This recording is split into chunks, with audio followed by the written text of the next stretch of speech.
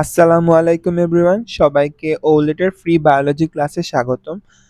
আমি নাসিম হায়দার ফাহিম আছি biology instructor হিসেবে ওলেটে। গত 2 দিন আমরা কোষ এর গঠন এই অধ্যায়ের প্রথম অংশ অর্থাৎ কোষের পরিচয় বা সম্পর্কে পড়ছি। তো এখন আমরা কোষ প্রাচীর মানে এই ক্লাসে আমরা কোষ প্রাচীর সম্পর্কে, এরপর প্রোটোপ্লাস্ট এবং কোষঝিল্লি এই 3টি অঙ্গাণু সম্পর্কে জানবো। তো প্রথমে কোষ প্রাচীর। কোষ প্রাচীর বলতে আমরা বুঝতে পারি যে উদ্ভিদ কোষের বাইরে যে শক্ত স্তরটা থাকে সেটাই হলো কোষ প্রাচীর। তো কোষ প্রাচীর বলতে আমরা বুঝি যে উদ্ভিদ দেহের বাইরের শক্ত স্তর। তো প্রতিটি উদ্ভিদ কোষেই অপেক্ষাকৃত শক্ত ও জড় আবরণ দিয়ে আবৃত থাকে।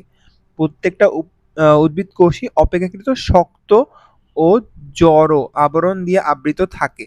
এই জড় ও শক্ত আবরণকে কোষ প্রাচীর বলে। এই জড় ও শক্ত আবরণকে কি বলা হয়? কোষ প্রাচীর।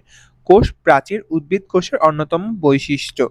তারপর উদ্ভিদ কোষে মধ্য পর্দা ও কোষঝিল্লি বা যেটা হলো প্লাজমা মেমব্রেন এর মাঝখানে জড় কোষ প্রাচীর অবস্থান করে, অর্থাৎ মধ্য পর্দা এবং কোষঝিল্লি বা প্লাজমা মেমব্রেন এর মাঝে জড় কোষ প্রাচীর অবস্থান করে।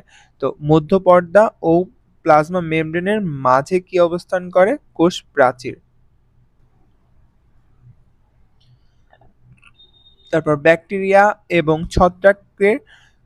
ছত্রাকেও কোষ প্রাচীর রয়েছে, অর্থাৎ ব্যাকটেরিয়া ও ছত্রাক এই কোষেও কোষ প্রাচীর দেখা যায়। কোষঝিল্লির বাইরে জড় প্রাচীরের অবস্থান, মানে কোষঝিল্লির বাইরে এটা অবস্থান করে, প্রাণী কোষে কোষ প্রাচীর থাকে না, এটা আমরা জানি। তারপর কোষ প্রাচীরের ভৌত গঠন বা ফিজিক্যাল স্ট্রাকচার। তো একটি বিকশিত কোষ প্রাচীরকে প্রধানত 3টি স্তরে ভাগ করা হয়। কয়টি স্তর? 3টি স্তরে ভাগ করা হয়, বিভক্ত দেখা যায়, মানে 3টি স্তরে ভাগ বা বিভক্ত দেখা যায়। তো এখান থেকে যদি আমরা দেখি যে একটি স্তর হলো মধ্য পর্দা, আরেকটি স্তর হলো প্রাথমিক প্রাচীর, আরেকটি স্তর হলো সেকেন্ডারি প্রাচীর। তো মধ্য পর্দাটা থাকে একটু সরু, এরপর প্রাথমিক প্রাচীরটা একটু মোটা, আর তৃতীয় প্রাচীরটা অর্থাৎ সেকেন্ডারি প্রাচীরটা হলো সবচেয়ে বেশি মোটা থাকে। এটা আমরা এখান থেকে দেখতে পারি। তো এখানে দেখি প্রথম স্তরটি হলো মধ্য পর্দা। মধ্য পর্দা মাইটোটিক কোষ বিভাজনে টেলোফেজ পর্যায়। মাইটোটিক বলতে এখানে মায়োসিস কোষ বিভাজনের কথা বলা হয়েছে। তো মাইটোটিক কোষ বিভাজনের টেলোফেজ পর্যায়, অর্থাৎ prophase, prometaphase, metaphase, anaphase, telophase. তো এই টেলোফেজ পর্যায়ের ক্ষেত্রে এই মধ্য পর্দাটার সূচনা হয়। তো সাইটোপ্লাজমে থেকে আসে ফ্রাগমোপ্লাস্ট। ফ্রাগমোপ্লাস্টটা আসে কোথা থেকে? সাইটোপ্লাজম থেকে। সাইটোপ্লাজম থেকে আসবে ফ্রাগমোপ্লাস্ট এবং গলগি বডি থেকে আসবে প্যাকটিন। তো এই দুইটা মিলে জাতীয় ভেসিকলস মিলিতভাবে মধ্যপর্দা সৃষ্টি করে, অর্থাৎ সাইটোপ্লাজম থেকে ফ্রাগমোপ্লাস্ট এবং গলগি বডি থেকে প্যাকটিন জাতীয় ভেসিকলস এটা মিলিত হয়ে মধ্যপর্দা গঠন করে। তোমরা যখন এই টেলোফেজটা পড়বা তখন তোমরা দেখবা যে সাইটোপ্লাজমটা মানে পুরোপুরি বিভাজিত হবে না, শুধুমাত্র এই মধ্য পর্দাটা দেখা যাবে। তো সেক্ষেত্রে আমরা সাইটোপ্লাজম থেকে ফ্রাগমোপ্লাস্টটা আসবে এবং গলগি বডি থেকে প্যাকটিন জাতীয় পদার্থটা আসবে, যেটা এটা যদি একটা কোষ হয় তো এই মাঝ বরাবর সেটা অবস্থান করবে, এই মাঝ বরাবর সেটা অবস্থান করবে। সেখানে থাকবে দুইটা জিনিস, একটা হলো ফ্রাগমোপ্লাস্ট আর একটা হলো প্যাকটিন জাতীয় ভেসিকল।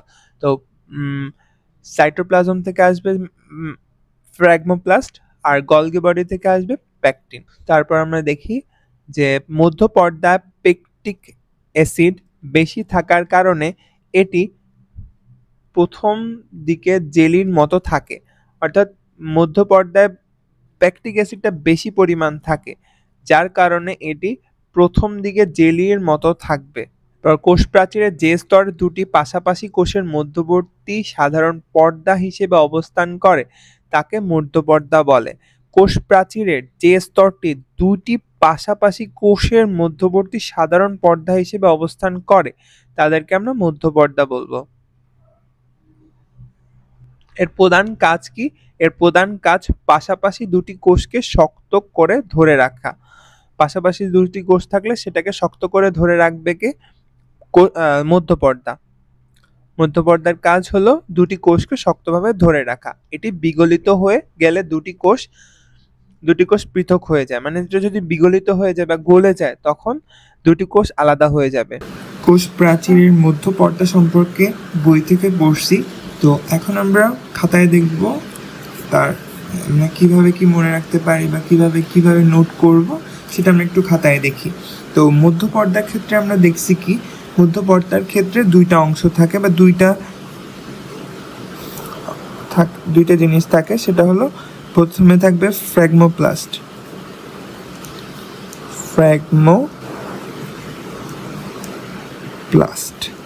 আর একটা কি অংশ থাকে? আর একটা অংশ থাকে হলো প্যাকটিক অ্যাসিড।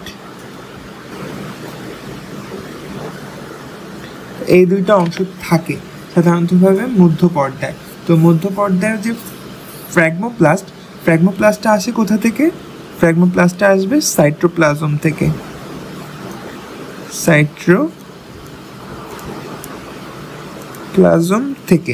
আর প্যাকটিক অ্যাসিডটা কোথা থেকে আসে? প্যাকটিক অ্যাসিডটা আসবে গলগি বডি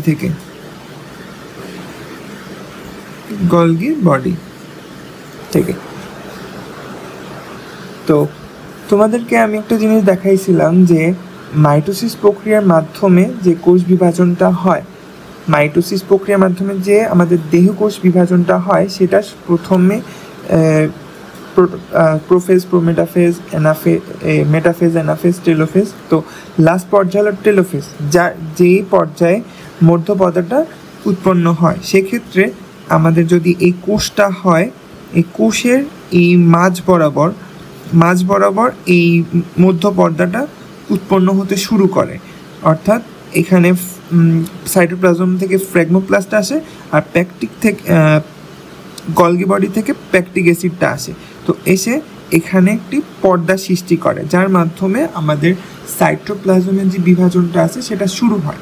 তো এখানে মেইনলি ঘটে হলো নিউক্লিয়াসের বিভাজন, তো যেটাকে আমরা বলে থাকি ক্যারিওকাইনেসিস।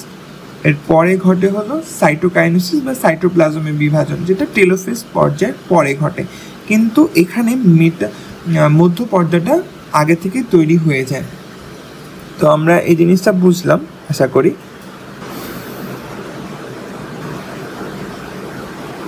তারপর আমরা দেখি দ্বিতীয় স্তরটি হলো প্রাথমিক প্রাচীর। তো মধ্য পর্দা পড়ছি, তারপর হলো প্রাথমিক প্রাচীর। তো প্রাথমিক প্রাচীর বা প্রাইমারি ওয়াল। মধ্য পর্দার দুই পাশে সেলুলোজ এবং হেমিসেলুলোজ এবং গ্লাইকোপ্রোটিন, এখানে তিনটা থাকে। তো সেলুলোজ, হেমিসেলুলোজ ও গ্লাইকোপ্রোটিন, তো এই তিনটা জমা হয়ে একটি পাতলা স্তর যেটা 1 থেকে 3 মাইক্রোমিটার পুরো হয়, এটি প্রাথমিক প্রাচীর। অর্থাৎ এখানে কি যুক্ত হয়? এখানে কি বলে, মধ্যপর্দা যুক্ত হয়েছিল ফ্র্যাগমোপ্লাস্ট, পেকটিন, আর এখানে যুক্ত হবে সেলুলোজ, হেমিসেলুলোজ ও গ্লাইকোপ্রোটিন। এই তিনটি পদার্থ জমা হয়ে পাতলা স্তর তৈরি করে, যেটা হলো মধ্যপর্দা। এই কোষ প্রাচীরের প্রধান উপাদান হলো সেলুলোজ। কোষ প্রাচীরের প্রধান উপাদান কি? কোষ প্রাচীরের প্রধান উপাদান হলো সেলুলোজ। বা প্রাথমিক পর্দা বা প্রাচীর বা প্রাইমারি ওয়াল সম্পর্কে পড়ছি। তো সেক্ষেত্রে আমাদের কি থাকে? সেক্ষেত্রে আমাদের থাকবে সেলুলোজ, হেমিসেলুলোজ ও গ্লাইকোপ্রোটিন। সেক্ষেত্রে আমাদের থাকবে সেলুলোজ,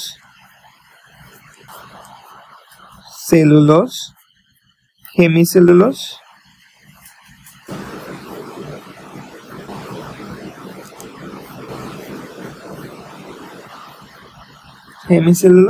ও গ্লাইকোপ্রোটিন। গ্লাইকোপ্রোটিন এগুলো থাকবে হলো আমাদের প্রাথমিক পর্দার ক্ষেত্রে। তো আমরা এটা সহজে কিভাবে মনে রাখতে পারি? এটা আমরা সহজে মনে রাখতে পারি সোহাগ। শোতে হলো সেলুলোজ, হাতে হলো হেমিসেলুলোজ, আর গ্লাইকোপ্রোটিন হলো গতে। তো সোহাগ দ্বারা আমরা এটা মনে রাখতে পারি। তো এটা কিসের ক্ষেত্রে থাকবে? এটা সাধারণত থাকে হলো পাতা, ফুল ও কর্টেক্স কোষে। পাতা, ফুল ও কর্টেক্স কোষ। পাতা, ফুল ও কর্টেক্স কোষে।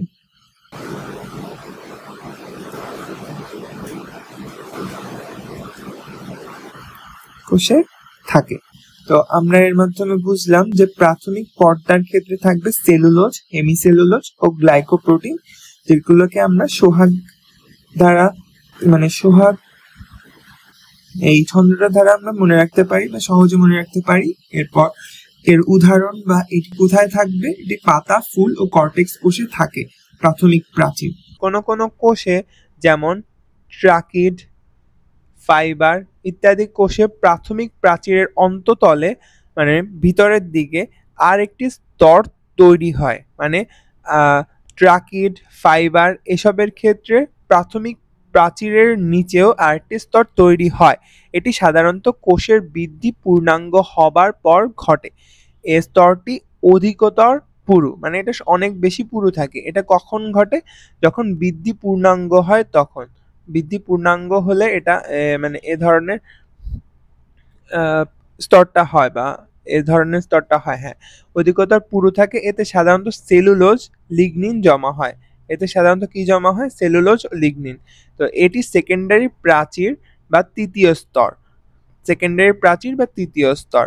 ভাজক কোষ এবং একাধিক মাত্রায় বিপাকীয় অন্যান্য কোষে সেকেন্ডারি প্রাচীর তৈরি হয় না। ভাজক কোষ অধিক মাত্রায় বিপাকীয়, যেটা বিপাকে সহায়তা করে, সে ধরনের কোষে কোনো সেকেন্ডারি প্রাচীর থাকে না। সেকেন্ডারি প্রাচীর 3 স্তর বিশিষ্ট। সেকেন্ডারি প্রাচীর হবে 3 স্তর বিশিষ্ট। বিরল ক্ষেত্রে সেকেন্ডারি প্রাচীরের ভেতরের দিকে টারশিয়ারি প্রাচীর থাকে। বিরল খুব বিরল বা খুব কম দেখা যায় এরকম। সেকেন্ডারি প্রাচীরের ভেতরে টারশিয়ারি প্রাচীর সৃষ্টি হয়। পাতা, ফল, কর্টেক্স কোষে সাধারণত কেবল প্রাথমিক প্রাচীরই থাকে।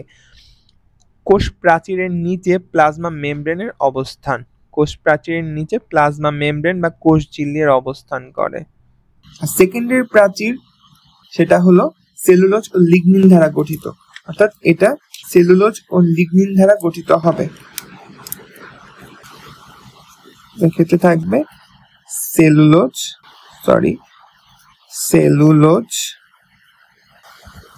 ও লিগনিন।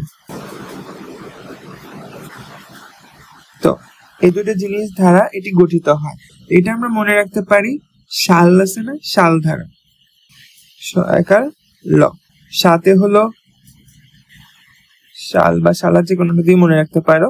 তো সাথে হলো সেলুলোজ আর লতে হলো লিগনিন। তো এটা কিসে কিসে থাকবে? এটা সাধারণত ভাবে থাকে হলো ভাজক ও অন্যান্য বিপাকীয় কোষে। ভাজক অন্যান্য বিপাকীয় কোষে এটা থাকে না। এছাড়া কিছু কিছু ক্ষেত্রে এগুলো দেখা যায়, কিন্তু ম্যাক্সিমাম ক্ষেত্রে এরা থাকে না। এরা থাকে না হলো ভাজক ও অন্যান্য বিপাকীয় কোষ। অন্যান্য বিপাকীয় কোষে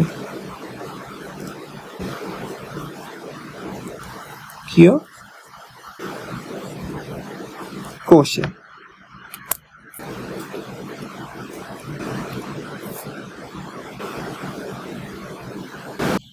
এরপর আমরা একটা প্রাচীর সম্পর্কে পড়ছি, সেটা হলো টারশিয়ারি প্রাচীর।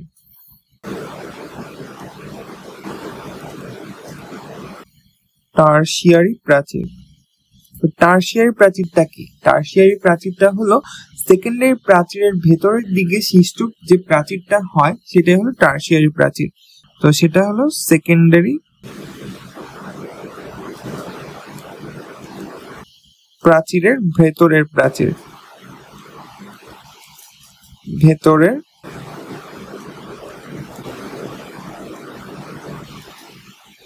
প্রাচীর। তো আমরা এর মাধ্যমে বুঝলাম যে এখানে যে চারটা অংশ থাকে বা চারটা স্তর থাকে, তিনটা স্তর থাকে, তিনটা স্তর সম্পর্কে এবং তার সাথে টারশিয়ারি প্রাচীরটা সম্পর্কেও আমরা জানছি। তো এখন আমরা দেখি কূপ বা কূপ এলাকা। তো কূপ এলাকা কোনটা? কূপ এলাকা হলো এই যে এটা।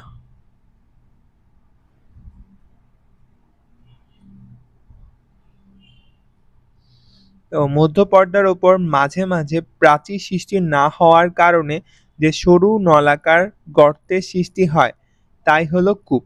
এটি হলো প্রাচীরের সবচেয়ে পাতলা এলাকা। এখানে দেখি আমরা এখানে শুধুমাত্র মধ্য পর্দাটা আছে, আর কোনো পর্দা এখানে অবস্থান করে না। তো সেজন্য এটা হলো খুব পাতলা এলাকা। এটি প্রাচীরের পাতলা এলাকা। দুটি পাশাপাশি কোষের কূপ ও একটি অপরটির উল্টো দিকে মুখোমুখি অবস্থান করে এবং কূপ দুটির মাঝখানে কেবলমাত্র একটি পর্দা থাকে। মধ্য পর্দাকে পিট মেমব্রেন বলে। তো এখানে যে কূপ এলাকাটা হয় সেটাকে বলা হয় কূপ পিট পেয়ার বা কূপ এলাকা, আর এখানে যে পর্দাটা থাকে সেটাকে বলা হয় পিট মেমব্রেন। অর্থাৎ এখানে পাতলা যে মেমব্রেনটা থাকে কূপ এলাকায় সেটা হলো পিট মেমব্রেন। মুখোমুখি বা পাশাপাশি অবস্থিত দুটি কূপকে পিট পেয়ার বলে।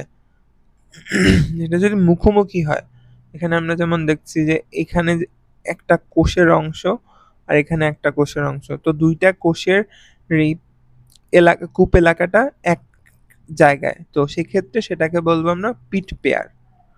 তো দুটি পাশাপাশি কোষের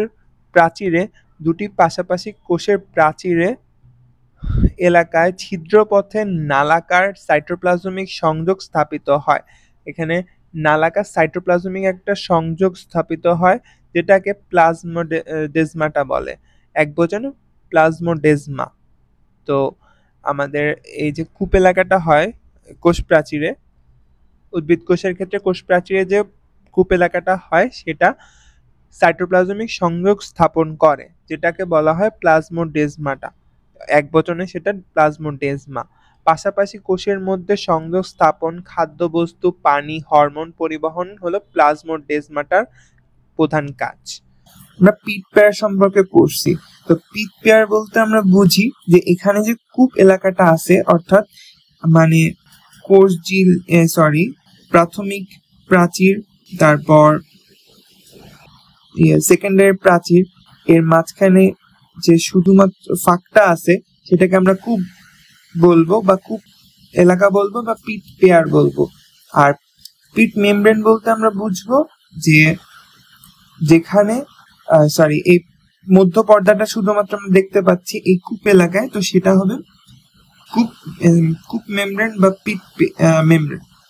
এটাকে আমরা বলবো পিট মেমব্রেন। আর এটা যেহেতু একটি কূপ এলাকা, তো সেটাকে আমরা বলি পিট পেয়ার। এই এলাকাটাকে আমরা বলি পিট পেয়ার আর এই মেমব্রেনটাকে বলি পিট মেমব্রেন। তো কোষ প্রাচীরের সবচেয়ে পাতলা এলাকা, তো পিট পেয়ারটা হবে কোষ প্রাচীরের সবচেয়ে পাতলা এলাকা। এটা হবে কোষ প্রাচীরের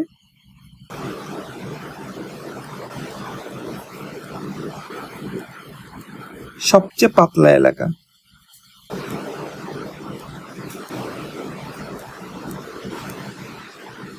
পাতলা এলাকা। তো কোষ প্রাচীরের সবচেয়ে পাতলা এলাকা হলো পিট পেয়ার। আর প্লাজমোডেজমাটা বলতে আমরা তো বুঝছি যে এই কূপ এলাকায় যে সাইটোপ্লাজমীয় সংযোগটা থাকে সেইটাই হলো প্লাজমোডেজমাটা। তো প্লাজমোডেজমাটা হলো কূপ এলাকায়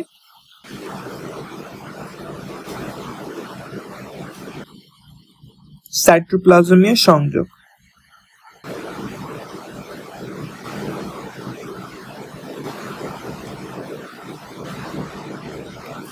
কূপ এলাকায় সাইটোপ্লাজমীয় সংযোগকে আমরা বলবো প্লাজমোডেজমাটা। তো কূপ এলাকায় যে সাইটোপ্লাজমের সংযোগ আমরা দেখতে পাই সেটাই হলো আমাদের প্লাজমোডেসমাটা। তারপর আমরা দেখি রাসায়নিক গঠন। রাসায়নিক গঠন বলতে আমরা বুঝি মধ্যপর্দায় অধিক পরিমাণে থাকে পেকটিক অ্যাসিড। এছাড়া অদ্রবণীয় ক্যালসিয়াম প্যাকটেট ও ম্যাগনেসিয়াম প্যাকটেট লবণ থাকে, মানে অধিক পরিমাণে থাকবে প্যাকটিক অ্যাসিড। এছাড়াও অদ্রবণীয় ক্যালসিয়াম প্যাকটেট ও ম্যাগনেসিয়াম প্যাকটেট লবণ থাকে, যাকে বলা হয় পেকটিন। অধিক পরিমাণে প্যাকটিক অ্যাসিড থাকে, আর এখানে যে ক্যালসিয়াম প্যাকটেট ও ম্যাগনেসিয়াম প্যাকটেট থাকে সেটাকে বলা হয় পেকটিন। এছাড়া অল্প পরিমাণে থাকে প্রোটোপ্যাকটিন। কোনভাবে যদি আমরা নোট করে রাখি আমরা সহজে মনে রাখতে পারবো এই জিনিসগুলো। তো রাসায়নিক গঠনের ক্ষেত্রে মধ্যপর্দার ক্ষেত্রে প্যাকটিক অ্যাসিড যেটা অধিক পরিমাণে থাকে। তারপর আমরা দেখি অদ্রবণীয় ক্যালসিয়াম প্যাকটেট এবং ম্যাগনেসিয়াম প্যাকটেট থাকে। ম্যাগনেসিয়াম প্যাকটেটটা আসে নাই, ম্যাগনেসিয়াম প্যাকটেট থাকে। তারপর এখানে অদ্রবণীয় ম্যাগনেসিয়াম প্যাকটেট লবণ থাকে, যাকে প্যাকটিন বলি। তো এই প্যাকটিনটা কি? এই প্যাকটিনটা হলো ক্যালসিয়াম প্যাকটেট ও ম্যাগনেসিয়াম প্যাকটেট এর লবণ কে আমরা বলবো প্যাকটিন। আর অল্প পরিমাণে প্রোটোপ্যাকটিন থাকে। সরি, এখানে প্রোটোপ্যাকটিন হবে, তো অল্প পরিমাণে প্রোটোপ্যাকটিন থাকে। প্রাথমিক প্রাচীরে থাকে প্রধানত হলো মধ্যপর্দার ক্ষেত্রে। মধ্যপর্দায় থাকে প্যাকটিক অ্যাসিড, এছাড়া ক্যালসিয়াম প্যাকটেট, ম্যাগনেসিয়াম প্যাকটেট ও যাকে বলে প্যাকটিন। এছাড়া অল্প পরিমাণে প্রোটোপ্যাকটিন থাকে। আর প্রাথমিক প্রাচীরের ক্ষেত্রে কি হয়? প্রাথমিক প্রাচীরের ক্ষেত্রে থাকে সেলুলোজ, হেমিসেলুলোজ, গ্লাইকোপ্রোটিন, এই তিনটা অংশ।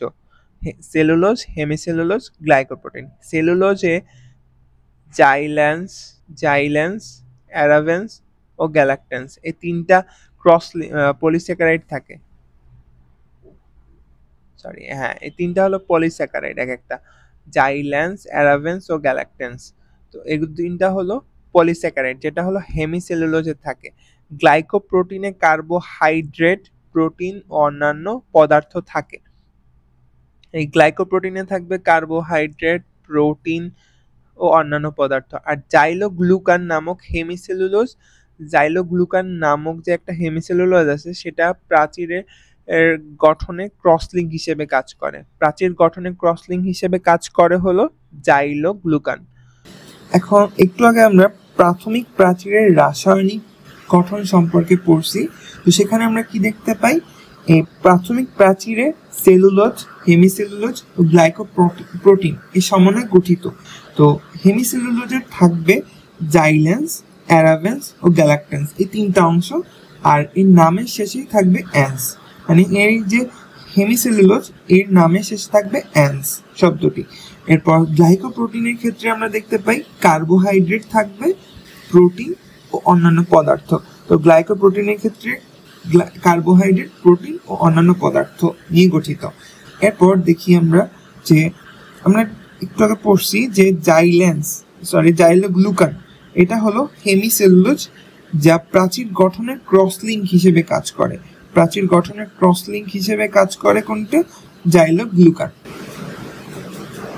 এরপর অনেক সেকেন্ডারি প্রাচীর লিগনিন থাকে। কোন কোন প্রাচীরে সুবেরিন ওয়াক্স থাকতে পারে। ছত্রাকের কাইটিন ও ব্যাকটেরিয়া প্রাচীরে থাকে লিপিড ও প্রোটিন পলিমার দিয়ে গঠিত। অর্থাৎ ছত্রাকটা গঠিত হবে কাইটিন দ্বারা শুধু, আর ব্যাকটেরিয়াটা গঠিত হবে লিপিড ও প্রোটিন দ্বারা। তো ব্যাকটেরিয়াটা আমরা সহজে মনে রাখতে পারি বাল্ব দ্বারা, যে ব্যাকটেরিয়া, লিপিড, প্রোটিন। এরপর শৈবালে কোষ প্রাচীরে গ্লাইকোপ্রোটিন পলিস্যাকারাইড দিয়ে গঠিত। শৈবালের কোষ প্রাচীরটা গ্লাইকোপ্রোটিন ও পলিস্যাকারাইড দিয়ে গঠিত হয়। এককোষী শৈবাল ডায়াটমের কোষ প্রাচীরে সিলিসিক অ্যাসিড থাকে। এককোষী শৈবালের ক্ষেত্রে ডায়াটমে সিলিসিক অ্যাসিড থাকে।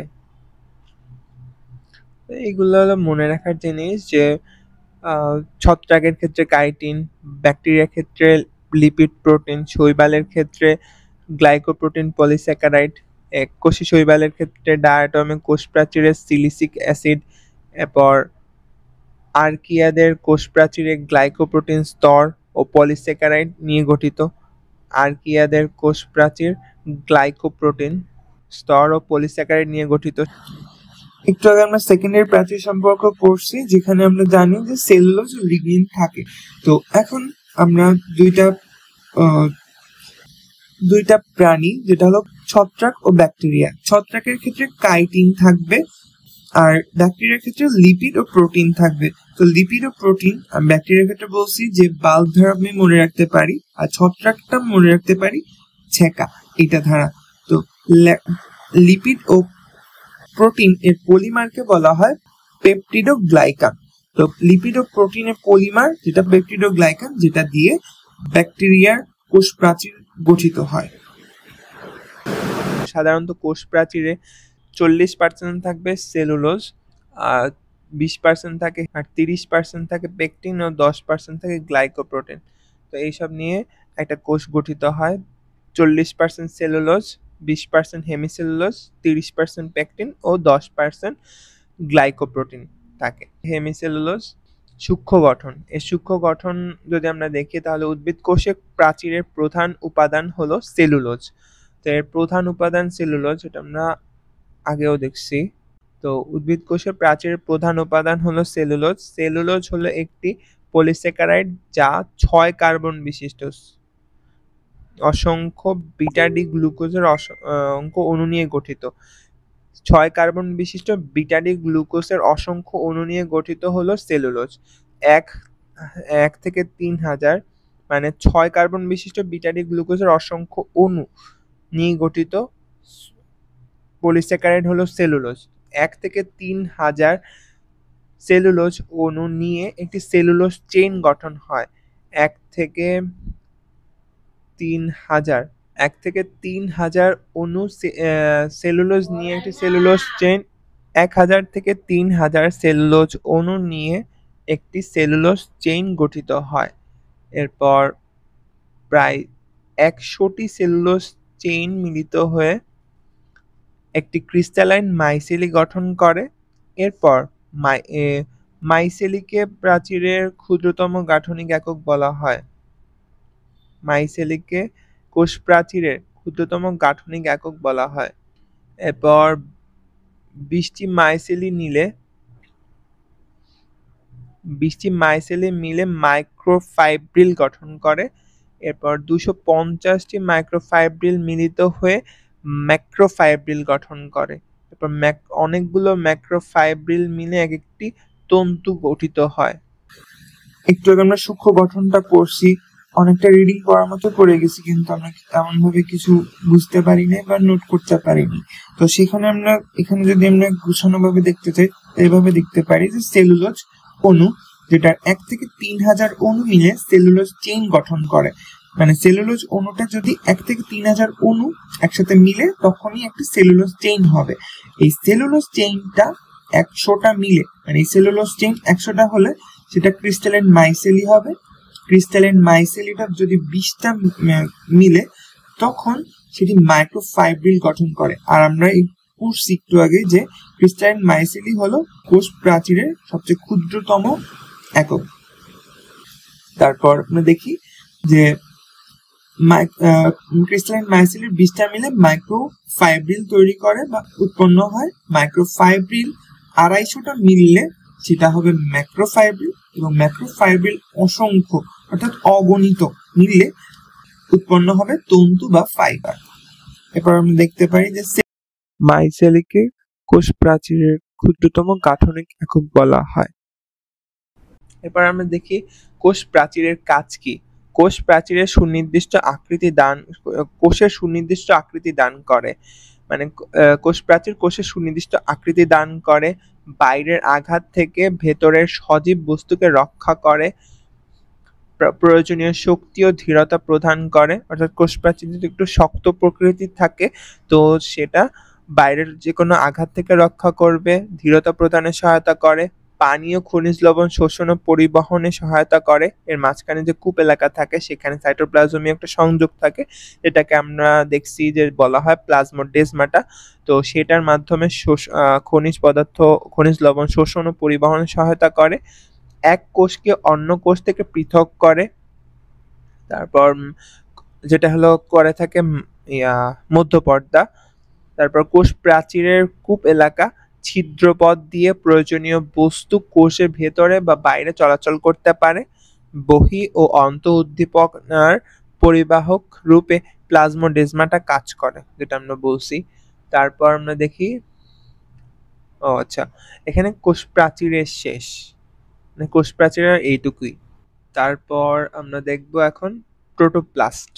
তো প্রোটোপ্লাস্ট কোষ প্রাচীর দ্বারা পরিবেষ্টিত সমুদয় পদার্থ একসাথে ক্লোরোপ্লাস্ট নামে পরিচিত। উদ্ভিদ কোষ, ব্যাকটেরিয়া ও ছত্রাকে জড় কোষ প্রাচীরের নিচেই প্রোটোপ্লাস্টের অবস্থান। কোষ প্রাচীর দ্বারা পরিবেষ্টিত সমুদয় পদার্থ একসাথে প্রোটোপ্লাস্ট বলে।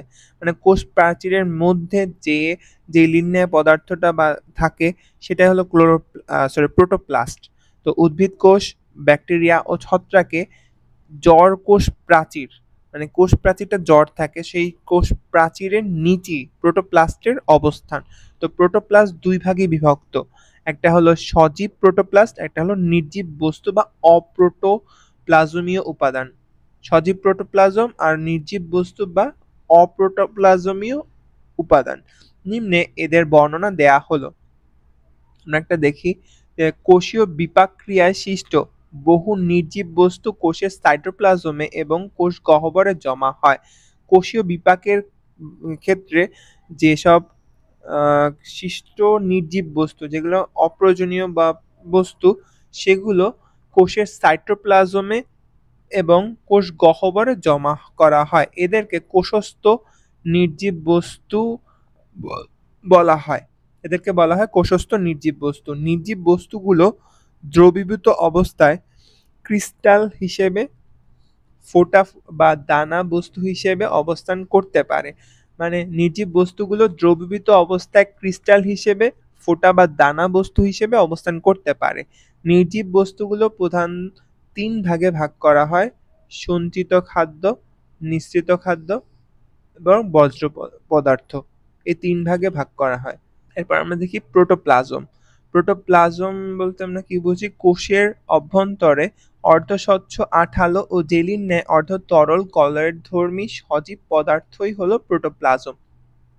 তাহলে প্রোটোপ্লাজম কি? প্রোটোপ্লাজম হলো কোষের অভ্যন্তরে বা ভিতরে যে অর্ধস্বচ্ছ, আঠালো এবং জেলির মতো অর্ধ তরল কলয়েডধর্মী সজীব পদার্থটা থাকে, সেটাই হলো প্রোটোপ্লাজম। তো 1835 সালে ফরাসি কোষবিদ ফেলিক্স ডুজার্ডিন, যিনি কোষের মধ্যে জেলির মতো থকথকে পদার্থকে সার্কোড নামকরণ করেন। এটা আমরা প্রথমেই দেখছি যে ফেলিক্স ডুজার্ডিন কি করেন। ফেলিক্স ডুজার্ডিন, যিনি কোষের মধ্যে জেলির ন্যায় পদার্থটাকে সার্কোড নামকরণ করেন। তো প্রোটোপ্লাজম শব্দটি 1840 সালে বিজ্ঞানী পারকিনজে প্রথম ব্যবহার করেন। তো ফেলিক্স ডুজার্ডিন নামকরণ করেন সার্কোড, আর প্রোটোপ্লাজম নামকরণ করেন কে? পারকিনজে। এরপর দেখি বিজ্ঞানী হ্যাক্সলের মতে প্রোটোপ্লাজম হচ্ছে জীবনের ভৌত ভিত্তি। তো বিজ্ঞানী হ্যাক্সলে কি বলছেন? বিজ্ঞানী হ্যাক্সলে বলছেন প্রোটোপ্লাজম হচ্ছে জীবনের ভৌত ভিত্তি।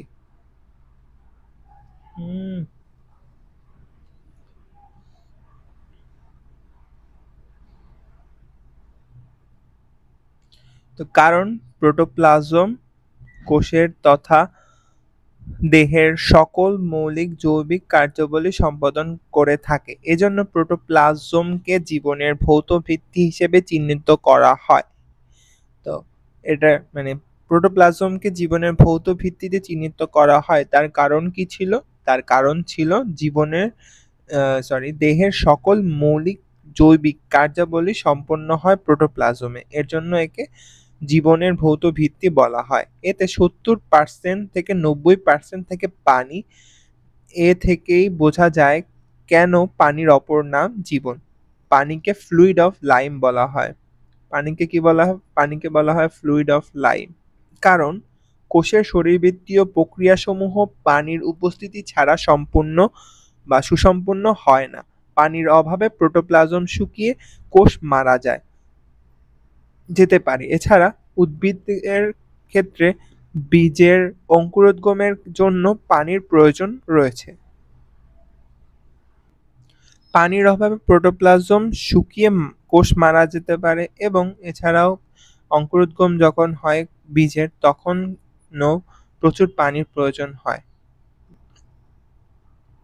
প্রোটোপ্লাজমের ভৌত বৈশিষ্ট্য: প্রোটোপ্লাজম অর্ধস্বচ্ছ বর্ণহীন জেলির ন্যায় অর্ধতরল আঠালো এবং এটি দানাদার কলারধর্মী পদার্থ বা কলারধর্মী হয়ে থাকে। অর্থাৎ প্রোটোপ্লাজমটা হবে অর্ধস্বচ্ছ বর্ণহীন জেলির ন্যায় অর্ধতরল আঠালো পদার্থ। এটি দানাদার কলারধর্মী হয়ে থাকে। এটি কোষস্থ পরিবেশ অনুযায়ী জেলির থেকে তরলে এবং এটি কোষের যে অবস্থা সেই অবস্থা দেখে জেলি থেকে তরলে বা তরল থেকে জেলিতে পরিণত হতে পারে। প্রোটোপ্লাজমের আপেক্ষিক গুরুত্ব পানির থেকে বেশি। এর যে কি বলে ঘনত্ব পানির থেকে বেশি হয়ে থাকে। এটা উত্তাপ, অ্যাসিড ও অ্যালকোহলের প্রভাবে প্রোটোপ্লাজম জমাট বাঁধে। তো প্রোটোপ্লাজম জমাট বাঁধার কারণ কি? উত্তাপ, অ্যাসিড ও অ্যালকোহল এর প্রভাবে প্রোটোপ্লাজম জমাট বাঁধে। প্রোটোপ্লাজমের রাসায়নিক বৈশিষ্ট্য: প্রোটোপ্লাজমের রাসায়নিক বৈশিষ্ট্যটা আমি এখন বলবো। রাসায়নিকভাবে প্রোটোপ্লাজম জৈব ও অজৈব পদার্থ আছে। এতে অধিক পরিমাণে আছে পানি। জৈব পদার্থের মধ্যে সবচেয়ে বেশি থাকে বিভিন্ন ধরনের প্রোটিন। এছাড়া এরপর আছে কার্বোহাইড্রেট, লিপিড, ভিটামিন।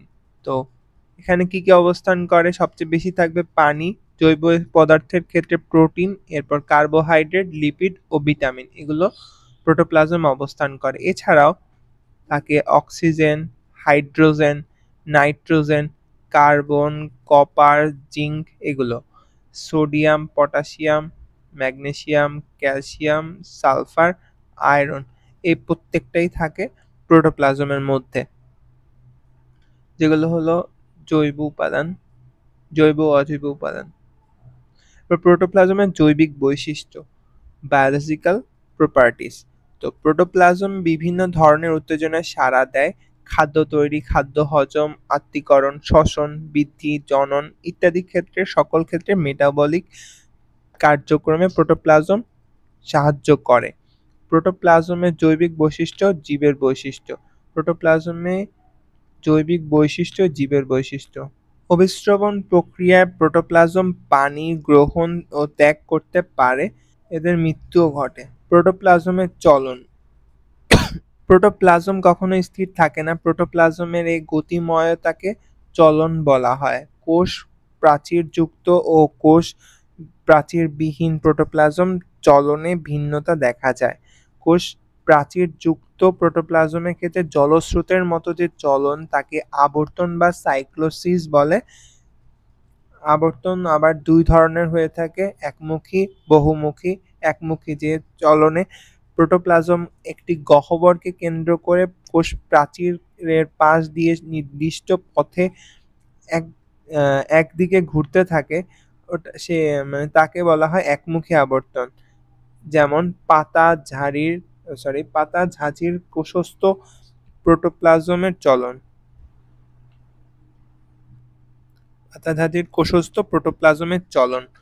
এরপর বহুমুখী চলন, যে চলন প্রোটোপ্লাজমের কতগুলো গহ্বরকে কেন্দ্র করে অনিয়মিতভাবে বিভিন্ন দিকে ঘুরতে থাকে। এটা হলো বিভিন্ন দিকে ঘুরবে,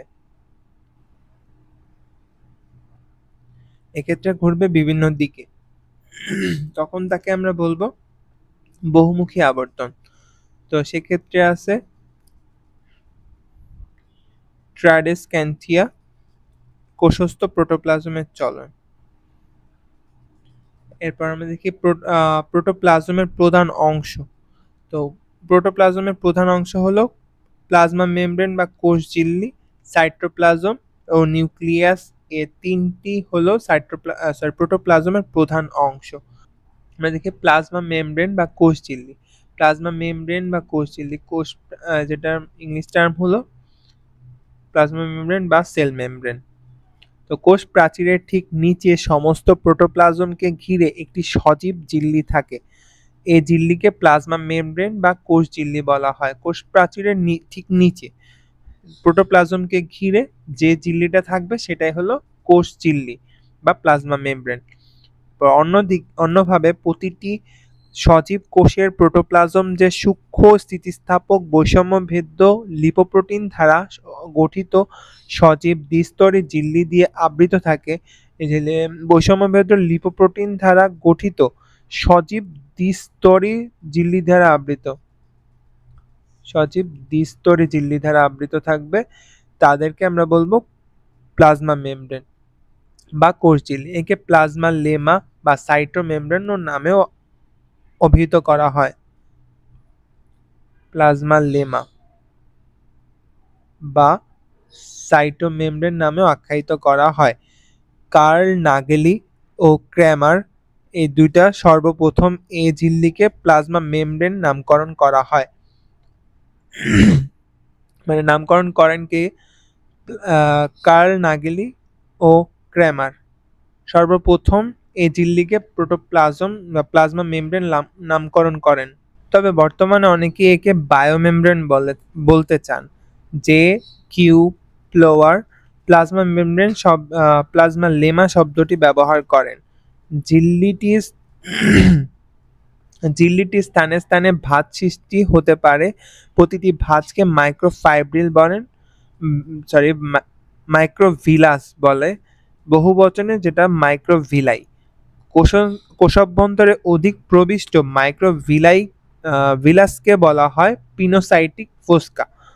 প্রাণী কোষে এসব ভালো দেখা যায়, অর্থাৎ প্রাণী কোষের যে অন্ত্র আছে, অন্ত্রতে এই পিনোসাইটিক ফোস্কা বা মাইক্রোভিলাই বা মাইক্রোভিলাস এগুলো স্পষ্ট দেখা যায়। এবার ভৌত গঠন। তো ভৌত গঠন বা ফিজিক্যাল স্ট্রাকচার, এক্ষেত্রে কোষ ঝিল্লির ভৌত গঠন ধারা ব্যাখ্যা করতে গিয়ে ড্যানিয়েল এবং ডেভসন এরা দুইজন সর্বপ্রথম একটি সুনির্দিষ্ট মডেল প্রস্তাব করেন। এটিকে নাম দেন তারা স্যান্ডউইচ মডেল। তো তাদের মতে ঝিল্লিটি দ্বিস্তর বিশিষ্ট এবং প্রতি স্তরে প্রোটিন ও লিপিড উপস্তর রয়েছে। দ্বিস্তর বিশিষ্ট ঝিল্লির উপর ও নিচে প্রোটিন স্তর এবং মাঝখানে লিপিড স্তর অবস্থিত। ঝিল্লির নিচের দিকে প্রোটিন স্তর এবং মাঝখানের দিকে লিপিড স্তর অবস্থান করে। তো তাদের যে দ্বিস্তর বিশিষ্ট একটি মডেল দিছেন, তো সেখানে উপরের দিকে থাকবে এবং নিচের দিকে থাকবে প্রোটিন এবং মাঝের দিকে থাকবে লিপিড অংশ। এরপর আমরা দেখি এই যে ড্যানিয়েলি ও ডেভসন এর প্রস্তাবিত কোষ ঝিল্লির গঠন হলো এই যে এখানে প্রোটিন স্তর, এর লাস্টের দিকে প্রোটিন স্তর, এটা হলো পুরোটা লিপিড স্তর, মানে ভিতরের দিকে পুরোটা লিপিড স্তর থাকে এরকম ভাবে। ফসফোলিপিড বাইলেয়ার, এটা আমরা এখন দেখবো একটু পর। এছাড়াও প্লাজমা মেমব্রেন বা কোষ ঝিল্লির গঠন সম্বন্ধে ভেনসন্স model, Lenard and Singer's model, তারপর রবার্টসন এর unit membrane hypothesis, Singer and Nicolson এর ফ্লুইড মোজাইক মডেল ইত্যাদি মডেল প্রস্তাবিত হয়েছে। ইউনিট মেমব্রেন এর ক্ষেত্রে বিজ্ঞানী রবার্টসন 1959 সালে বা খ্রিস্টাব্দে প্লাজমা মেমব্রেনে ইউনিট মেমব্রেন মতবাদ ব্যক্ত করেন। তার মতে সব বায়োলজিক্যাল মেমব্রেনের আণবিক গঠন একই প্রকার, অর্থাৎ ফসফোলিপিড বাইলেয়ার দিয়ে গঠিত, যার স্থানে স্থানে প্রোটিন গ্রথিত থাকে। অর্থাৎ তিনি বলছেন কি যে বায়োলজিক্যাল মেমব্রেনের আণবিক গঠন একই প্রকার, এক্ষেত্রে মানে অর্থাৎ ফসফোলিপিড বাইলেয়ার দিয়ে গঠিত, যার স্থানে স্থানে প্রোটিন থাকবে। স্থানে স্থানে গঠিত প্রোটিন সহ ফসফোলিপিড বাইলেয়ারকে কখনো কখনো ইউনিট মেমব্রেন বলা হয়। এটাই তিনি প্রমাণ করছেন। এরপর যে সিঙ্গার ও নিকলসনের ফ্লুইড মোজাইক মডেল, যেটা আমরা এখানে দেখছিলাম আর আঁকা আছে, নিচেও আঁকা আছে, এই যে এখানে বড় করে আঁকা আছে, আমরা দেখব। তো বিভিন্ন মডেলের মধ্যে সবচেয়ে গ্রহণীয় মডেল হলো ফ্লুইড মোজাইক মডেল, যেটা এস জে সিঙ্গার এবং জি এল নিকলসন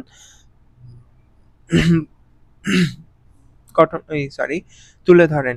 তো প্লাজমা মেমব্রেনের গঠন সংক্রান্ত ব্যাখ্যা দান প্রসঙ্গে 1972 সালে এস জে সিঙ্গার এবং জি এল নিকলসন কর্তৃক প্রবর্তিত মডেলটি হলো ফ্লুইড মোজাইক মডেল। এই মডেল অনুযায়ী কোষ ঝিল্লি দ্বিস্তর বিশিষ্ট, কোষ ঝিল্লিটা হবে দ্বিস্তর বিশিষ্ট। কোষ প্রতিটি স্তর ফসফোলিপিড দিয়ে গঠিত। উভয় স্তরে হাইড্রোকার্বন লেজটি সামনাসামনি বা মুখোমুখি থাকে, মানে যেদের লেজটা থাকে বা হাইড্রোকার্বন, উভয় স্তরের হাইড্রোকার্বন লেজটি সামনাসামনি বা মুখোমুখি থাকবে এবং পানিগ্রাহী মেরু অংশ যেটা বিপরীত দিকে থাকে।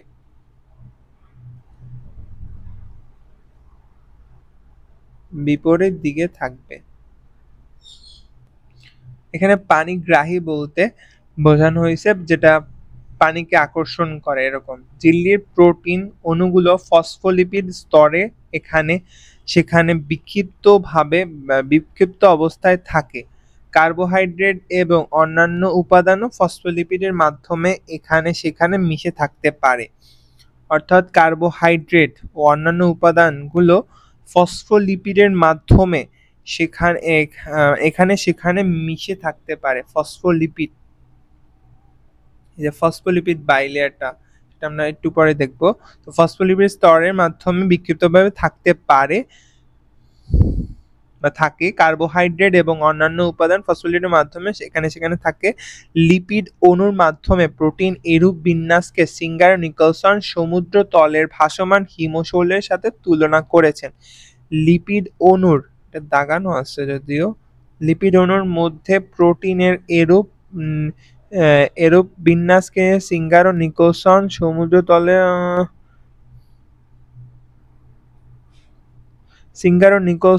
সমুদ্র তলে হিমশৈলের সঙ্গে তুলনা করেছেন।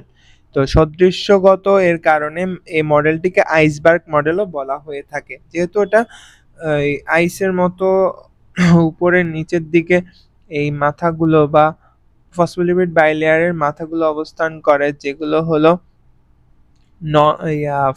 পোলার ফসফেট দ্বারা গঠিত হয়, যেটা পানি আকর্ষণ করে। আর ভিতরের লেজ থাকে যেগুলো হলো নন পোলার ফ্যাটি অ্যাসিড, যেটা হলো পানি বিকর্ষী হয়ে থাকে। তো আমরা পড়ি ফসফোলিপিড বাইলেয়ার। এটি দুটি স্তর বিশিষ্ট এবং ফসফোলিপিড অণু দিয়ে গঠিত হয় বা অণু দিয়ে তৈরি হয়। প্রতিটি ফসফোলিপিডে একটি গ্লিসারল থাকে। এই প্রত্যেকটা ফসফোলিপিডে এক একটা করে গ্লিসারল থাকবে। দুটি স্তর বিশিষ্ট ফসফোলিপিড দ্বারা গঠিত হয়। তো ফসফোলিপিড দুই স্তর বিশিষ্ট, এখানে একটা স্তর যদি ধরি, এখানে একটা স্তর, তো এরকম দুইটা স্তর নিয়ে একটা হলো ফসফোলিপিড গঠিত হয়। তো সেক্ষেত্রে প্রতি ফসফোলিপিডে একটি গ্লিসারল এবং গ্লিসারলের সাথে দুটি নন পোলার ফ্যাটি অ্যাসিড থাকে। তো এই লেজটার ক্ষেত্রে কি থাকবে? গ্লিসারল প্লাস দুটি নন পোলার ফ্যাটি অ্যাসিড, এটাকে বলবো আমরা লেজ বা টেইল। তো প্রতিটি ফসফোলিপিডের সাথে একটি গ্লিসারল থাকে এবং গ্লিসারলের সাথে দুটি নন পোলার ফ্যাটি অ্যাসিড থাকে, যেটা হলো পানি বিকর্ষী বা পানিকে গ্রহণ করে না এরকম হবে। এবং একটি পোলার ফসফেট মাথা বা হেড থাকে। এই যে মাথাটা, এটা হলো হেড বা মাথা, যেটা হলো পোলার ফসফেট দ্বারা গঠিত। ফসফেট হেড এবং ফ্যাটি অ্যাসিড লেজের মাঝে গ্লিসারল থাকে, মানে হেড এবং ফ্যাটি অ্যাসিড লেজ এর মাঝখানে এর মাঝখানে অবস্থান করে হলো গ্লিসারল। তো এইটা আর এইটা দুইটা এর মাঝখানে যদি একটু দাগাই, তো এর মাঝে অবস্থান করবে গ্লিসারলটা। গ্লিসারলটা এখানে এই মাঝটায় অবস্থান করবে। তারপর মেমব্রেনে 40% লিপিড থাকে, 60% প্রোটিন থাকে। তো ফসফোলিপিড বাইলেয়ার হলো অ্যামফিপ্যাথিক এবং অর্থাৎ এর এক সময় পানিগ্রাহী মাথা, যে পানিগ্রাহীটা হলো মাথা এবং অপর অংশ পানি বিকর্ষী, সেটা হলো লেজ। পানিগ্রাহী বলতে বোঝাইছে যেটা হলো পানিকে আকর্ষণ করে বা পানিকে গ্রহণ করতে পারে, আর পানি বিকর্ষী বলতে বুঝাইছে যেটা পানিকে আকর্ষণ করে না বা পানি থেকে দূরে থাকে বা বিকর্ষণ করে। তো এক্ষেত্রে আমরা দেখলাম যে ফসফোলিপিড বাইলেয়ার দুইটা লেয়ারে থাকে। তো আমরা দেখি যে এখানে একটা লেয়ার, এখানে একটা লেয়ার, দুই লেয়ারে কিন্তু আমাদের এটা সাজানো আছে। তো সেটাই বলা হয়েছে যে ফসফোলিপিড বাইলেয়ারটা দুই লেয়ারে থাকবে। ফসফোলিপিড বাইলেয়ার কি দিয়ে গঠিত? দুইটা জিনিস, একটা হলো হেড আর একটা হলো টেল, আর দুইটা টেল। তো এই দুইটা জিনিস দিয়ে গঠিত, হেড আর টেল। এর মাঝখানে থাকে গ্লিসারিন। তো হেড গঠিত কি দিয়ে? হেড গঠিত হলো গ্লিসারিন প্লাস দুটি নন পোলার ফ্যাটি অ্যাসিড। আর এই হেড গঠিত হলো পোলার ফসফেট দিয়ে, আর এই টেলটা গঠিত হয় গ্লিসারল প্লাস দুটো নন পোলার ফ্যাটি অ্যাসিডের মাধ্যমে। তো এর মাধ্যমে আমাদের ফসফোলিপিড বাইলেয়ারটা শেষ হলো। তো এখন আমরা প্লাজমা মেমব্রেনটা পড়ি। প্লাজমা মেমব্রেন কোষ ঝিল্লির 3 ধরনের প্রোটিন শনাক্ত করা যায়। 3 ধরনের প্রোটিনটা আমরা শনাক্ত করি। এই একটা প্রোটিন, এটা হলো ইন্টিগ্রাল প্রোটিন। তারপর এই আর একটা প্রোটিন নীল, তো এটা একটা প্রোটিন। এরপর হলো এই একটা প্রোটিন। এই তিনটা প্রোটিন আমরা দেখতে পাচ্ছি। একটা হলো পেরিফেরাল প্রোটিন, যেটা হলো নিচের দিকে আছে, সেটা হলো আমাদের সাইটোপ্লাজমের মধ্যে। আমাদের যে এই হেডটা থাকে সেই হেডের নিচের দিকে, এবং পেরিফেরাল প্রোটিনের নিচের দিকে, ইন্টিগ্রাল প্রোটিনের নিচের দিকে এটা থাকে। আর ইন্টিগ্রাল প্রোটিন কি? দুইটা যে স্তর আছে, দুইটা স্তরকে একসাথে, মানে দুইটা স্তরের সাথে থাকবে। এরপর লিপিড সমৃদ্ধ প্রোটিন, যেটা হলো লিপিডের সমন্বয়ে গঠিত এবং ইন্টিগ্রাল প্রোটিনের উপরে থাকে এরকম। আমরা দেখি এখানে কি লিখছে। তো ইন্টিগ্রাল প্রোটিন যদি আমরা সহজে বুঝি তাহলে সারফেস এরিয়ার মধ্যে থাকবে। ইন্টিগ্রাল প্রোটিনটা হলো সারফেস পর্যন্ত, অর্থাৎ দুইটা সারফেস, দুইটা পর্দা আছে বা দুইটা স্তর আছে, দুইটা স্তরের মধ্যে অবস্থান করবে হলো ইন্টিগ্রাল প্রোটিনটা।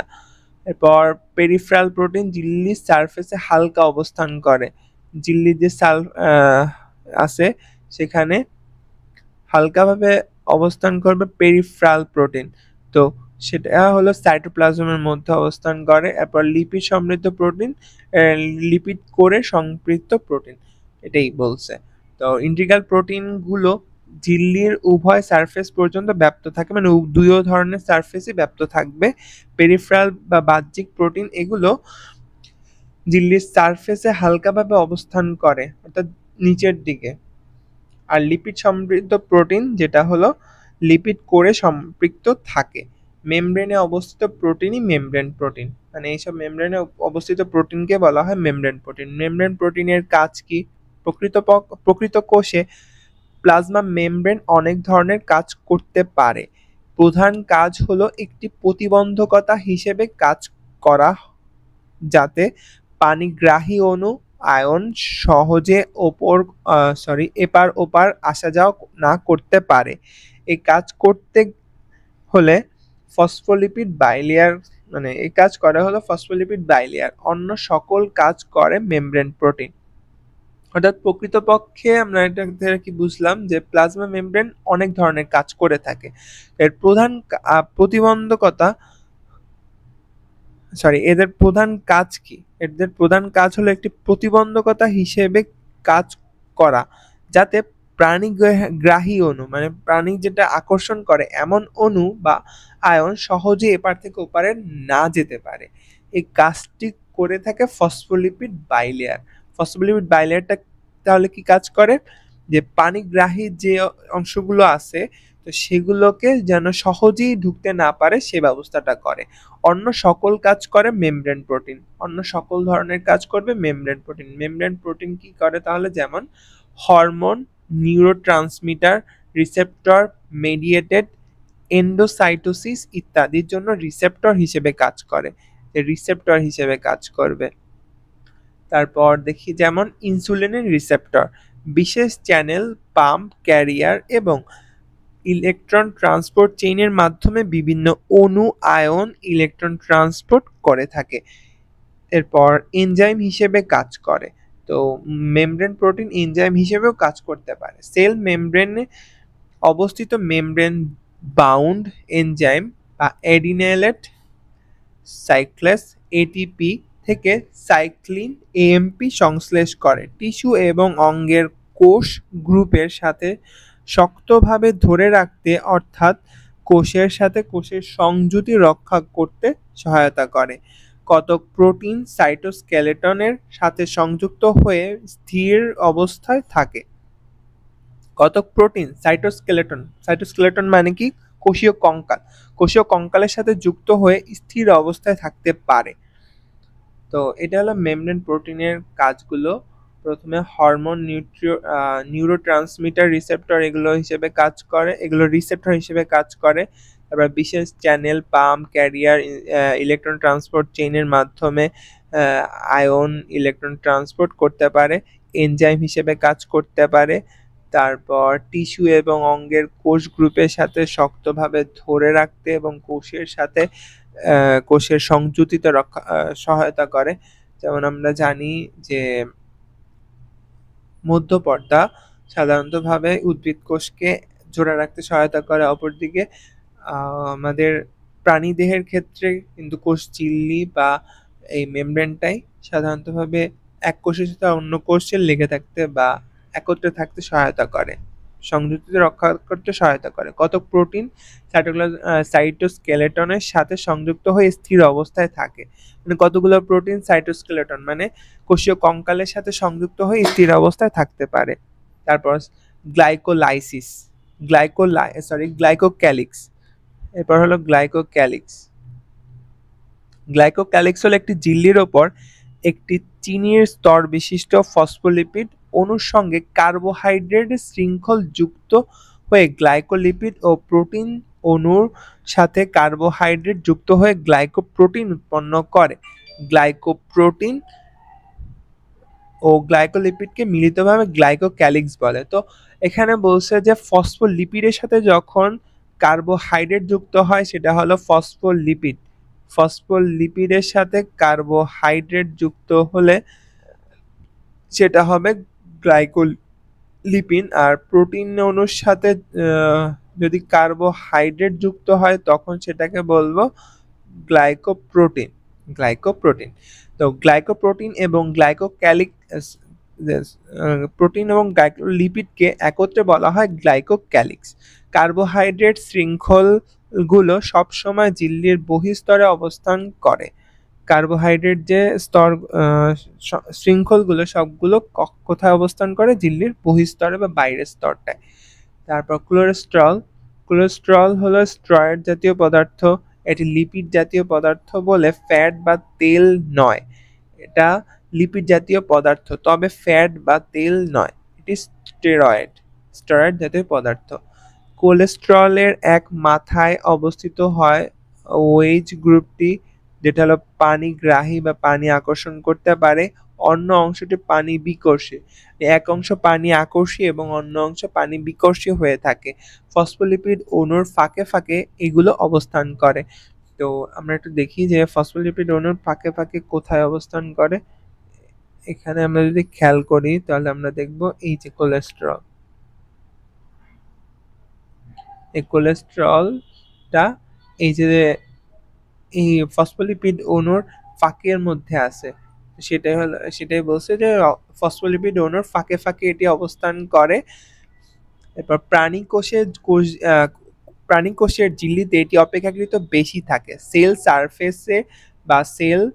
সারফেসের ভেদ্যতা ও এনজাইমের কার্যকারিতা পরিবর্তনশীল হতে দেখা যায়। এতে বোঝা যায় সারফেস এলাকার এবং এর উপাদান উভয়েরই পরিবর্তনযোগ্য। ফ্লুইড মোজাইক মডেল অনুযায়ী এসব পরিবর্তনশীলতা ঘটা সম্ভব। মডেল অনুযায়ী প্রোটিন এবং গঠন উপাদান সমূহের স্থির ধরা হয় না। এই মডেল অনুযায়ী প্রোটিন এবং গঠন উপাদানকে স্থির ধরা হয় না। এই মডেল অনুযায়ী প্রোটিন এবং গঠন উপাদানগুলো স্থির ধরা হয় না, বরং মনে করা হয় ফসফোলিপিডে ভেসে আছে, ফলে বস্তুটির একটি মোজাইক তৈরি হয়। প্রোটিন সমূহ আংশিক পানিগ্রাহী থাকে। হাইড্রোফিলিক যখন ঝিল্লির সারফেসে থাকে। হাইড্রোফিলিক মানে হলো যেটা হলো পানিগ্রাহী, আর আংশিক রোধী যেটা হলো হাইড্রোফোবিক, মানে ফোবিয়া। ফোবিয়া মানে আমরা জানি ভীতি। তো হাইড্রোফোবিক মানে হলো পানি রোধী বা পানির উপর ভীতি বা ভয় এরকম বোঝায়। তো লিপিডের সাথে মিশ্রিত অবস্থায় মাঝের দিকে হতে পারে। এই মডেলটি কোষ ঝিল্লির কার্বোহাইড্রেট ও প্রোটিন হতে উৎপন্ন অন্য দ্রব্যাদির উপস্থিতি সমর্থন করে। কতিপয় বস্তু কোষের ভেতরে হতে বাইরে বের হতে এবং বাইরে থেকে ভেতরে প্রবেশ করাতে কোষঝিল্লি কার্বোহাইড্রেটের উপস্থিতি অত্যন্ত গুরুত্বপূর্ণ বিবেচনা করা হয়। অর্থাৎ কোষ থেকে কোনো কিছু বের হতে হলে এবং কোষে কিছু ঢুকতে হলে সেক্ষেত্রে কার্বোহাইড্রেট খুব গুরুত্বপূর্ণ। সাম্প্রতিক গবেষণায় দেখা গিয়েছে কোষঝিল্লি অনেকটা তরল পদার্থের ন্যায় আচরণ করে। লিপিড অণু তরল পদার্থের ন্যায় ঝিল্লির একই স্তরে স্থান পরিবর্তন করে, পাশে ব্যাপ্ত করে এবং অক্ষ বরাবর ঘুরতে পারে। একে ফ্লিপ ফ্লপ মুভমেন্ট বলা হয়। অর্থাৎ আমরা বলতে পারি যে সাম্প্রতিক গবেষণায় তারা দেখতে পান এটি তরলের মতো। লিপিড অণুটা তরল পদার্থের ন্যায় ঝিল্লির এক স্থান থেকে অন্য স্থানে যেতে পারে এবং পাশে ব্যাপ্ত বা ডিফিউজ হতে পারে। অর্থাৎ আমরা যদি একটু দেখি যে এখানে যে দুইটা লেয়ার আছে, তো সেখানে আমরা যদি দেখি যে এই দুইটা যে ফসফোলিপিড আছে, এই দুইটার মধ্যে স্থান পরিবর্তন হতে পারে, আবার তারা চাইলে এই দুইটার মধ্যে স্থান পরিবর্তন করতে পারে। তো সেই ক্ষেত্রে যে মুভমেন্টটা হয় সেটাকে বলা হয়েছে ফ্লিপ ফ্লপ মুভমেন্ট। এখানে কি বলছে দেখো আবার, যে লিপিড অণু তরল পদার্থের ন্যায় ঝিল্লির একই স্তরে স্থান পরিবর্তন করে, পাশে ব্যাপ্ত হয় বা অক্ষ বরাবর ঘুরতে পারে। পাশে ব্যাপ্ত হতে পারে, এরপর ঝিল্লির এক স্তরেই স্থান পরিবর্তন করতে পারে, এসব করতে পারে। তো সেক্ষেত্রে এটাকে বলা হয় ফ্লিপ ফ্লপ মুভমেন্ট। এগুলো ফ্লুইড মোজাইক মডেলের বিশেষভাবে সমর্থন করে। এরপর কোষঝিল্লির রাসায়নিক উপাদানটা আমরা দেখি। কোষঝিল্লি থাকে প্রোটিন, 60 থেকে 80% প্রোটিন থাকে। লিপিড থাকে 20 থেকে 40%। কোষঝিল্লির প্রায় পুরো সর্বোচ্চ অংশই হলো প্রোটিন এবং লিপিডও থাকে হলো 20 থেকে 40%। এবং কোনো ক্ষেত্রে পলিস্যাকারাইড 4 থেকে 5% থাকতে পারে। প্রোটিন গাঠনিক উপাদান হিসেবে বা স্ট্রাকচারাল এনজাইম হিসেবে কাজ করে এবং বাহক প্রোটিন ক্যারিয়ার প্রোটিন হিসেবে কাজ করে। তো প্রোটিন গাঠনিক উপাদান হিসেবে কাজ করে এবং এনজাইম হিসেবে বা বাহক প্রোটিন হিসেবেও কাজ করে। গাঠনিক উপাদান, এনজাইম এবং বাহক রূপে কাজ করতে পারে কোষঝিল্লি। এদের গঠন পরিমাণগত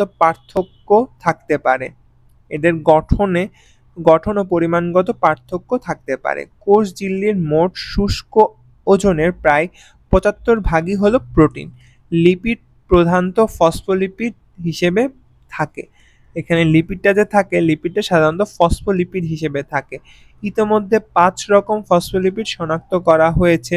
সবচেয়ে সরল ফসফোলিপিড হলো ফসফোটাইডিক অ্যাসিড। তো সবচেয়ে সরল ফসফোলিপিড হলো ফসফোটাইডিক অ্যাসিড। তাহলে আমরা বুঝলাম যে সবচেয়ে সরল ফসফোলিপিড কোনটা। ফসফোলিপিড হলো ফসফোটাইডিক অ্যাসিড।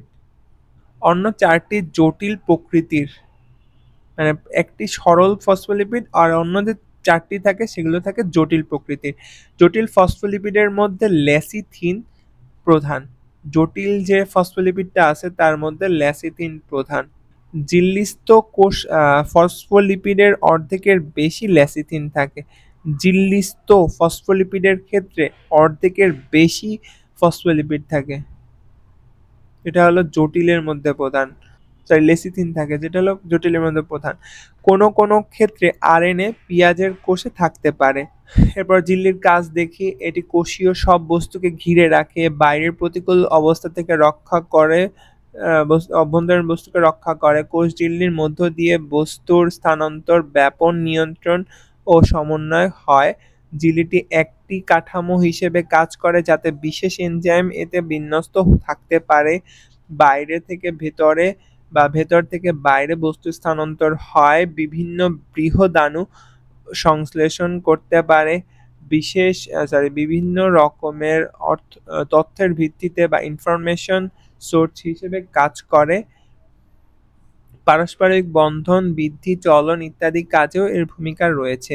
ফ্যাগোসাইটোসিস অর্থাৎ ফ্যাগোসাইটোসিস প্রক্রিয়া কঠিন ও পিনোসাইটোসিস প্রক্রিয়া তরল বস্তু গ্রহণ করে। ফ্যাগোসাইটোসিস প্রক্রিয়া তাহলে কি, কোন ধরনের বস্তু গঠন করে? ফ্যাগোসাইটোসিস প্রক্রিয়া কঠিন বস্তু গ্রহণ করে, আর পিনোসাইটোসিস প্রক্রিয়ায় তরল বস্তু গ্রহণ করে। যেটা আমি প্রথম দিকে যখন পিনোসাইটোসিস পাইছিলাম তখন আমি তোমাকে দেখাইছি যে কোষ যখন পড়াতে গেছি যে পিনোসাইটি একটা দেখাইছিল। তো সেক্ষেত্রে আমি বলছিলাম যে তরল বস্তু গ্রহণ করার যে প্রক্রিয়াটা সেটা হলো পিনোসাইটোসিস, আর ফ্যাগোসাইটোসিস হলো কঠিন বস্তু গ্রহণের প্রক্রিয়া। এনজাইম ও অ্যান্টিজেন ক্ষরণ করতে সহায়তা করে। কোষের বাইরে থেকে নিউরোট্রান্সমিটার, হরমোন ইত্যাদি রূপে তথ্য সংগ্রহ করতে পারে। তারপর বায়ু উদ্দীপনা সংবহন করে। ব্যাকটেরিয়ার কোষঝিল্লি ভাঁজ হয়ে মেসোসোম সৃষ্টি করে যা শক্তি উৎপন্ন করে। গ্লাইকোক্যালিক্স কোষের শনাক্তকারী হিসেবে কাজ করে। যেটা কোষের শনাক্তকারী হিসেবে কাজ করে। এরপর দেখি আমরা মাইক্রোভিলাইটা, মানে এখানে মাইক্রোভিলাই, ডেসমোসোম, ফ্যাগোসাইটিক ভ্যাসিকল, পিনোসাইটিক ভ্যাসিকল সম্পর্কে বিস্তারিত লেখছে। তো আমরা দেখি মাইক্রোভিলাই বলতে আমরা বুঝি ভিলাই যে জিনিসটা মানে অন্ত্রে থাকে, অন্ত্রের এপিথেলিয়ামে কোষের মুক্ত প্রান্তে কোষঝিল্লি অন্ত্রগহ্বরে অসংখ্য ক্ষুদ্রাকৃতির অভিক্ষেপ দেখা যায় বা তৈরি হয়। মাইক্রোভিলাই নামে পরিচিত এই অভিক্ষেপগুলোর সংখ্যায় প্রতি কোষে 3,000 পর্যন্ত হতে পারে। মাইক্রোভিলাইয়ের কাজ হলো কোষের শোষণ অঞ্চলে আয়তন বৃদ্ধি করা। কোষের শোষণ অঞ্চলে আয়তন বৃদ্ধি করে কে? মাইক্রোভিলাই। এরপর ডেসমোসোম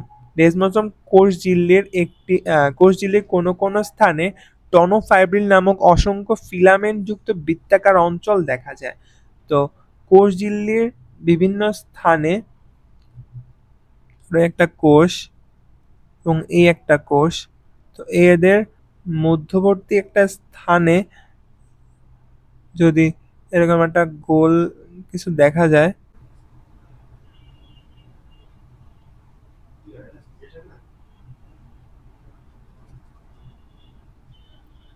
এরকম যদি গোল কিছু দেখা যায়, তো সেক্ষেত্রে কোনো কোনো স্থানে টনোফাইব্রিল নামক অসংখ্য ফিলামেন্ট যুক্ত বৃত্তাকার অঞ্চল দেখা যায়। টনোফাইব্রিল সহ বৃত্তাকার অঞ্চলকে ডেসমোসোম বলে। টনোফাইব্রিল যুক্ত যে বৃত্তাকার অঞ্চলটা থাকবে সেটাকে আমরা বলবো ডেসমোসোম। এরপর ফ্যাগোসাইটিক ভ্যাসিকল, ফ্যাগোসাইটিক ভেসিকল বলতে কঠিন খাদ্যকণাকে আবৃত করে যে গহ্বর সৃষ্টি করা হয় তাকে। তো এখানে যদি একটি কঠিন বস্তু আসে তখন সে কি করবে, তখন সে এখান থেকে ভিতরের দিকে এরকম এরকম চলে যাবে, তারপর একটা তৈরি করবে, মানে কি বলে ওকে, গহ্বরের মতো সৃষ্টি করবে। তো গহ্বরের মতো সৃষ্টি করে আস্তে আস্তে সেটা মিলে গিয়ে এই কঠিন বস্তুকে ভিতরে ঢুকে যাবে। পিনোসাইটিক ভেসিকলও একইভাবে পানি জাতীয় কোষঝিল্লির কোনো স্থানে ফাটল সৃষ্টি হলে উক্ত ফাটল স্থানে পানি বা অন্য কোনো তরল পদার্থ গড়িয়ে কোষস্তরে প্রবেশ করে পিনোসাইটিক ভেসিকল সৃষ্টি করে, এবং এই প্রক্রিয়াকে পিনোসাইটোসিস বলা হয়। অর্থাৎ এখানে যেহেতু ফাটল ধরে, তাই ফাটলের ক্ষেত্রে তরল বা অন্যান্য পদার্থ মিলে যেটা কোষ অভ্যন্তরে প্রবেশ করে, তো সেক্ষেত্রে সেটাকে বলা হয় পিনোসাইটিক ভেসিকল। এক্ষেত্রে মানে জিনিসটা এরকম হবে যে এটা যদি একটা কোষ হয়, তো কোষের এটা এরকম, তো সেক্ষেত্রে এখানে যে ফাটল ধরে তখন এখান থেকে একটা পানির অংশ বা এই পানি বা তরল পদার্থগুলো এইখান থেকে ভিতরের দিকে যাবে, তো সেক্ষেত্রে পিনোসাইটিক ভেসিকল সৃষ্টি করে। তারপর কোষ প্রাচীর ও কোষ ঝিল্লির মধ্যে পার্থক্য হলে আমাদের আজকের মতো শেষ। তারপর আমরা দেখি যে কোষ প্রাচীর ও কোষ ঝিল্লির মধ্যে পার্থক্য। সজীবতার ক্ষেত্রে কোষ প্রাচীর থাকে জড়, এটা হলো সজীব। অবস্থানের ক্ষেত্রে এটা থাকে বাইরের দিকে, এটা মানে কোষ প্রাচীরের পরের অংশ হলো কোষ ঝিল্লি। তো কোষ প্রাচীরের উদ্ভিদের কোষের বৈশিষ্ট্য কোষ ঝিল্লির বাইরে অবস্থান করে। আর এটা হলো কোষ ঝিল্লি উদ্ভিদ ও প্রাণী উভয় প্রকার কোষেই থাকে, এবং এটা অবস্থান করে হলো কোষ প্রাচীরের ভেতরে, অর্থাৎ কোষ প্রাচীরের ভেতরের দিকে অবস্থান করে। গঠন, এটি প্রধানত সেলুলোজ নির্মিত, জড় ও শক্ত ভেদ্য। এটি প্রধানত প্রোটিন লিপিড সমন্বয়ে গঠিত, জীবন্ত, স্থিতিস্থাপক ও অর্ধভেদ্য হয়ে থাকে। প্রধান কাজ হলো আকার আকৃতি নিয়ন্ত্রণ করে, কোষকে দৃঢ়তা প্রদান করে, আর এর কাজ হলো কোষের বাইরে ভেতরে প্রয়োজনীয় সকল উপাদান চলাচল নিয়ন্ত্রণ করে এবং কোষস্থ প্রোটোপ্লাজমীয় অংশ সংরক্ষণ করে। তারপর অলঙ্করণ, তো গৌণ সংস্করণে বিশেষ বিন্যাসের জন্য নানাবিধ অলঙ্করণ দেখা যায়, আর এক্ষেত্রে কোনোরূপ অলঙ্করণ দেখা যায় না। তো আজ আমরা এই কোষ ঝিল্লি পর্যন্তই পড়লাম। তো কোষ ঝিল্লি পর্যন্ত অর্থাৎ কোষ প্রাচীর, প্রোটোপ্লাস্ট এবং কোষ ঝিল্লি, এই তিনটাতে যদি তোমাদের কোনো সমস্যা থেকে থাকে অবশ্যই কমেন্টে জানিও। আমি চেষ্টা করব অন্য কোনো ভিডিওতে বা কমেন্টে সেটা সম্পর্কে বিস্তারিত বলার। তো আজ এখানে শেষ করলাম। আল্লাহ হাফেজ।